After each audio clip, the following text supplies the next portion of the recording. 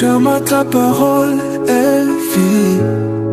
Par ton pouvoir, la parole de vie triomphera pour la gloire de Saint nom. Roi des rois, ta parole est lumière. Roi des rois, ta parole est vérité.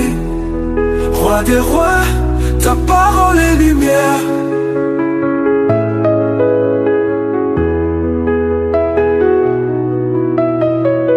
Nous voulons t'adorer, Seigneur, car nous sommes ceux que tu as choisis pour faire ta volonté. Roi des rois, ta parole est lumière.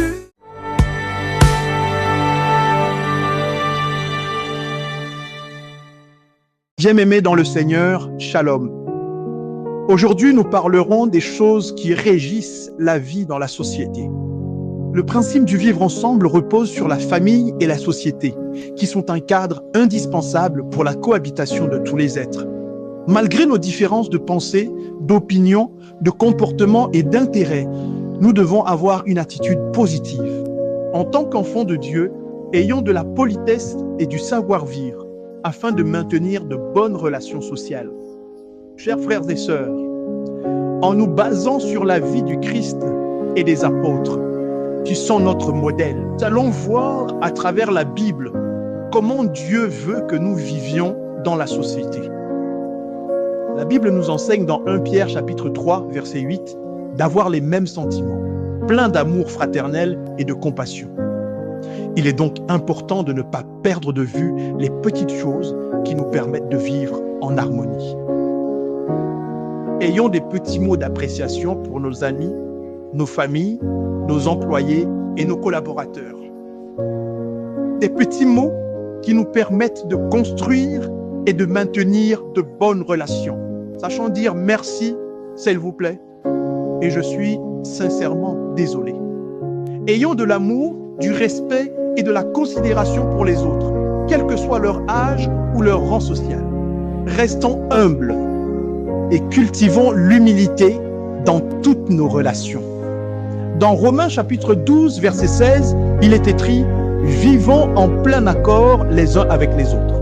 N'aspirons pas à ce qui est élevé, mais laissons-nous attirer par ce qui est humble.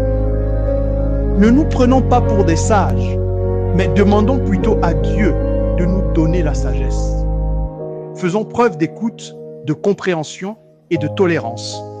La tolérance est une voie qui mène vers la paix.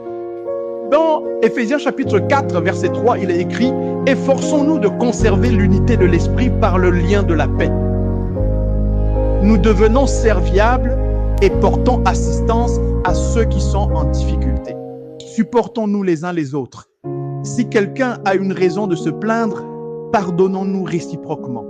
Comme Christ nous a pardonné, pardonnons-nous aussi, selon Colossiens chapitre 3, verset 13. En portant les fardeaux les uns des autres, nous accomplissons la loi du Christ.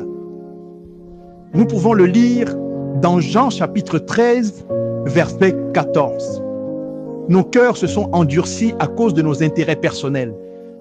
La famille et le pardon sont devenus superficiels.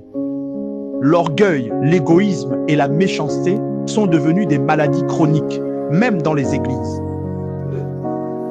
Pour le peu de temps qu'il nous reste à vivre, versons une vie qui a un sens et un but. Cela passe par la découverte du dessein de Dieu en nous et en tout ce qui respire. Demandons à Dieu de nous aider à changer positivement afin d'entrer dans sa divine volonté. Soyez abondamment bénis.